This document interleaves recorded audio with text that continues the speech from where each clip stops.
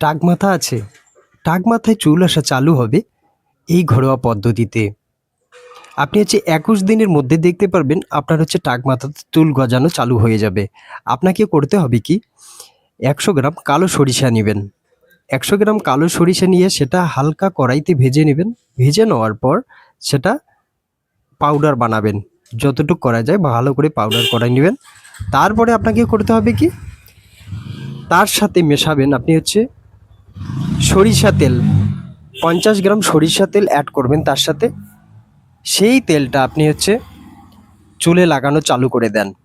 এটা রাত্রেও করতে পারবেন বা স্নানের পরে করতে পারেন বা স্নানের ২ ঘন্টা আগে এই তেলটা লাগা চালু করেন।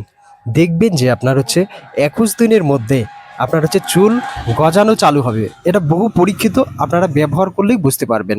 একবার অন্ততপক্ষে আপনি ২১ দিন ব্যবহার করে দেখুন, তাহলেই বুঝতে পারবেন এর কার্যকারিতা। তো এটা করুন এবং এর থেকে উপকৃত হন। আজকে এখানে রাখছি। আর আমার যদি ভিডিও ভালো লাগে লাইক, কমেন্ট, শেয়ার, সাবস্ক্রাইব করে পাশে থাকবেন পরবর্তী ভিডিওগুলো পাওয়ার জন্য।